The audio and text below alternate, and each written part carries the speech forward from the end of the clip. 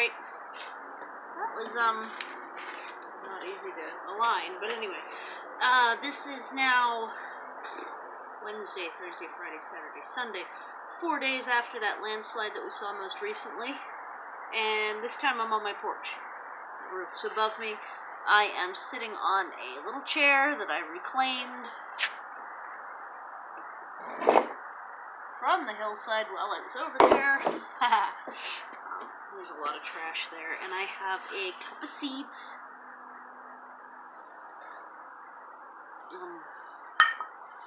There's a seed right there on my fingertip, and a tray of just straight up clay that's out of the yard out front. And I'm, with very cold fingers probably, because it is December right now, though it's close to 50 degrees, I'm going to be making seed bombs out of this.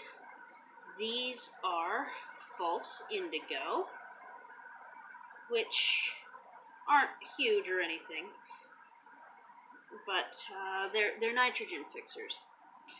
So for some reason, I woke up this morning seeing the first couple sentences of a bunch of comments, but can't actually access any of them. It's very strange.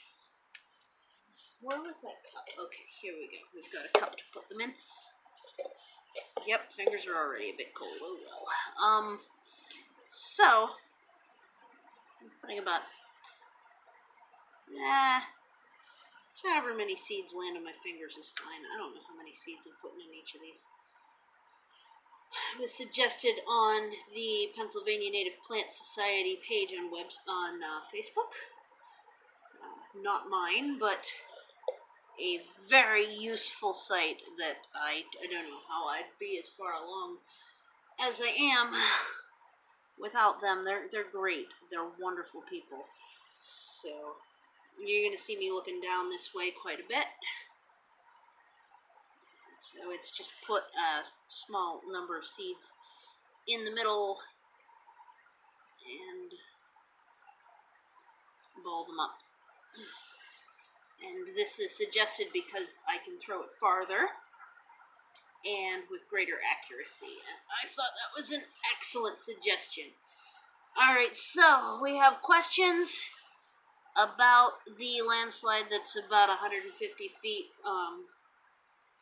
What direction is that? West. A little bit west. A little bit southwest.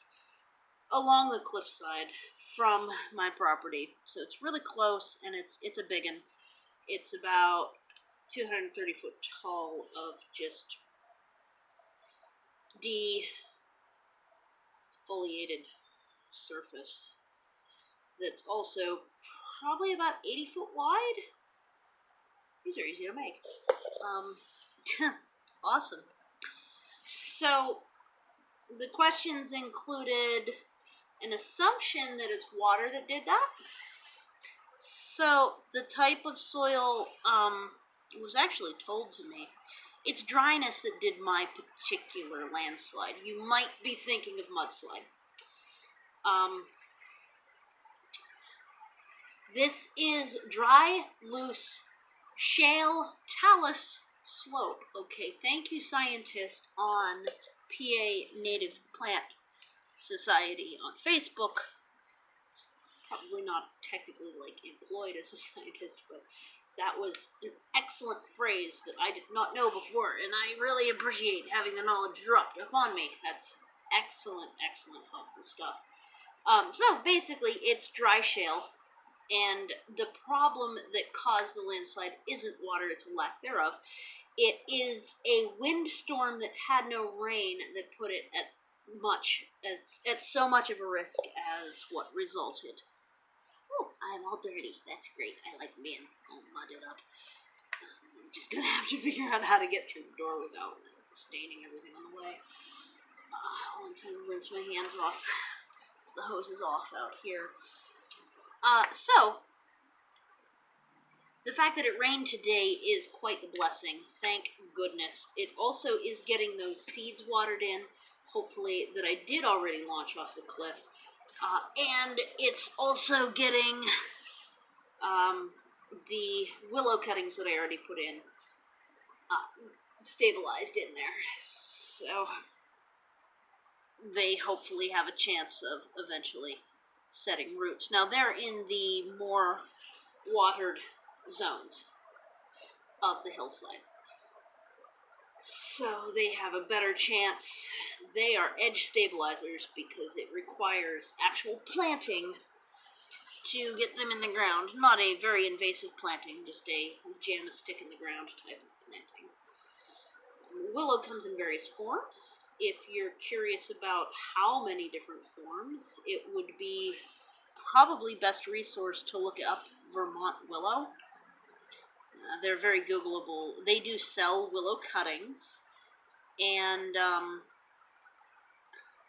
anything from native to non-natives, depending on your needs.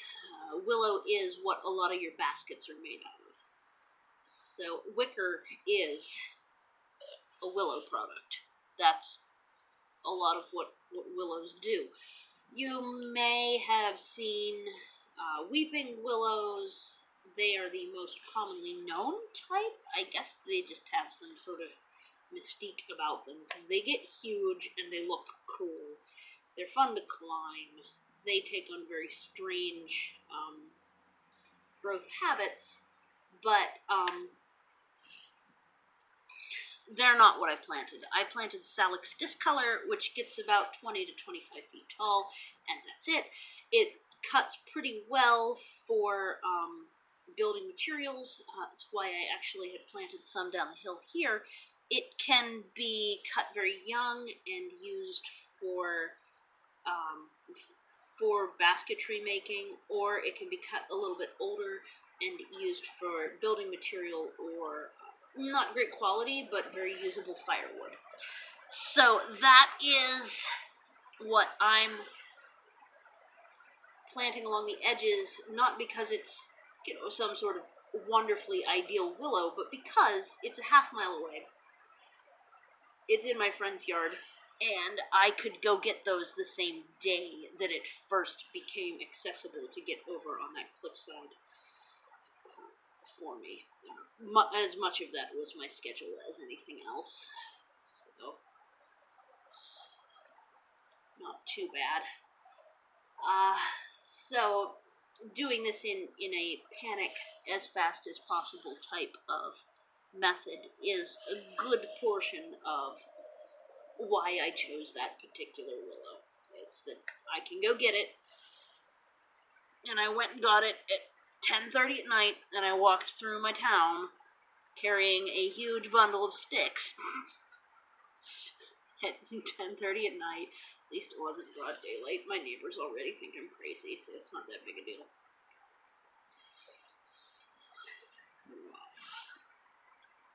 This is...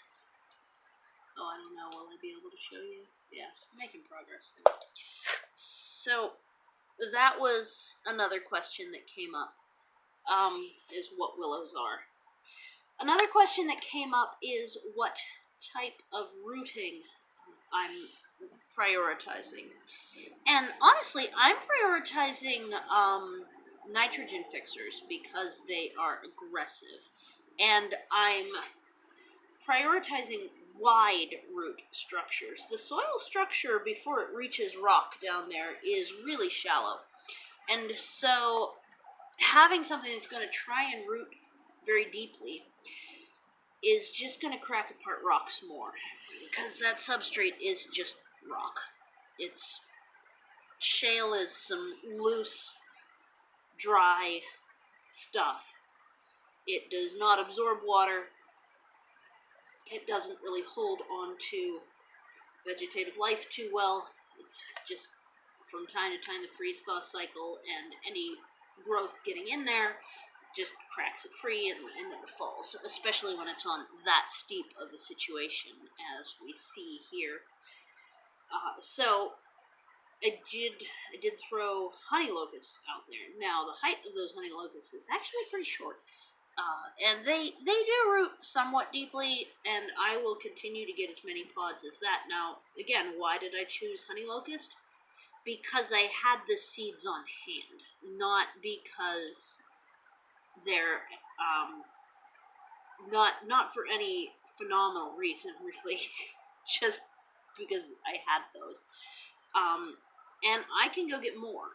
And that's a pretty good reason too, is that I can actually hurry up and go get more honey locust seeds right now.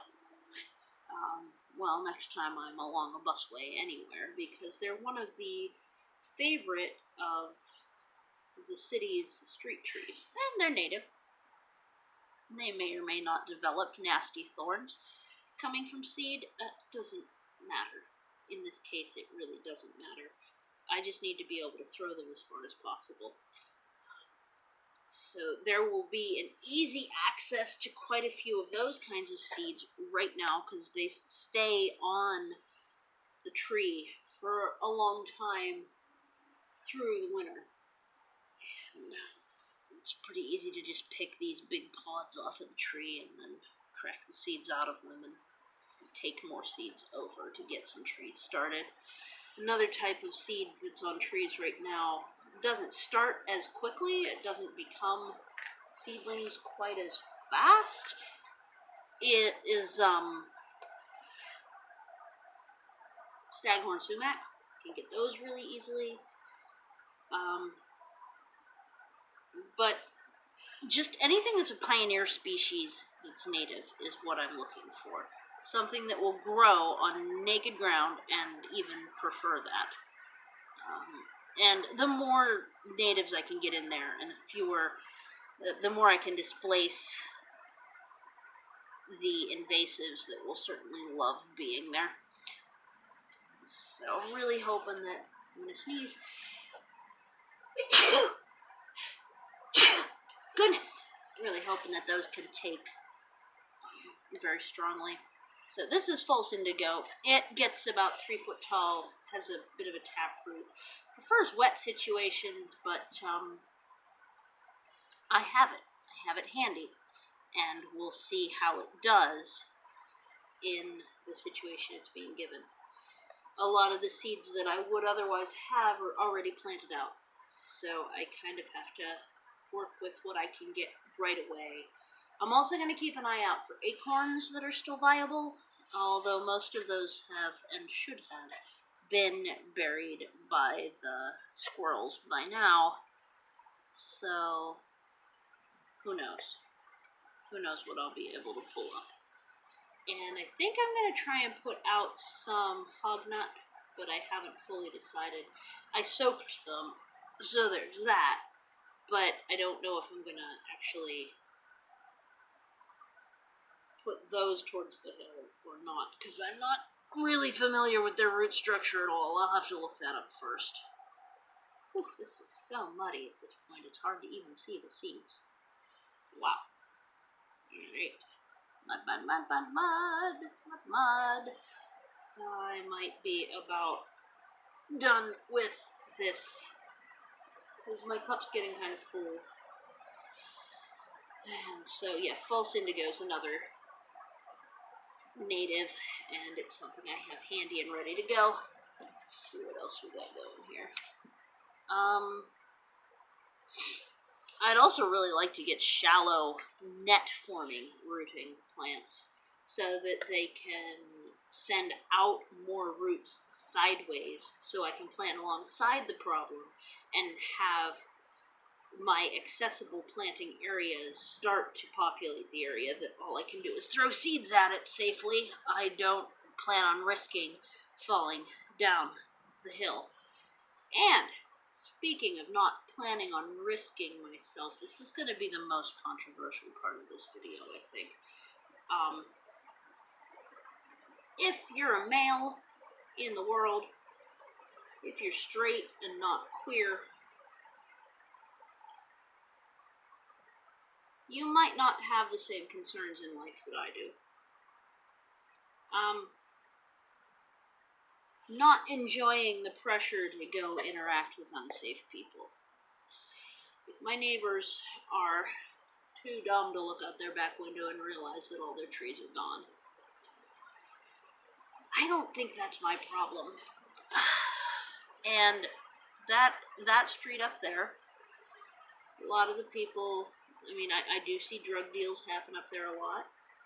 I have faced a lot of sexual harassment from some of the neighbors, as far as them thinking that I should be receptive to them in ways I don't wish to be. And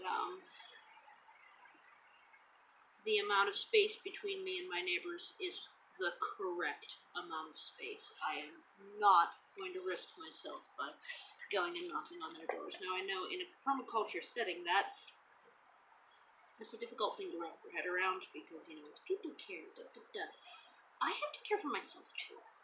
And walking up to a house that may or may not be selling drugs and expecting God only knows what off of someone off the door, or opening up a line of communication with someone who's proven in the past that they think of me as someone they'd like to date, and may come down and just pound on my door, God only knows what time. I don't need to have to be locking up my house any harder than I already am. I don't need to give myself that type of stress. So, I'd appreciate if we lay off the, hey, go bang on your neighbor's door concept. That's, I'm sure that for some people that's a perfectly safe and maybe even never given a second thought to it type of conversation, but I have exactly the amount of space between my neighbors and I as I prefer. And, maybe I'll send somebody if I can get somebody to send. But I don't think that's my job. I'm already doing more than is my job by trying to stabilize it. Now, I know who the person at the bottom of the hill is, and that's just a matter of inconvenience. They're a doctor, so their phone number's unlisted. She's, pretty well off down there, as you can tell by the size of the city lot that she's on. And I've had packages of hers delivered to me, and because I don't have a car, and because whatever comes to me is super heavy, I always have to have the courier take care of it, because I can't just run it down myself. It's carrying things by hand down a mountain isn't very doable. So if I make a special trip, great. Clearly they're aware of it, because the result of this landslide landed in their driveway. If they're not aware of it, they're super dumb. So, same thing with the people up here. If they don't realize that everything behind their house just fell, don't think I can help you.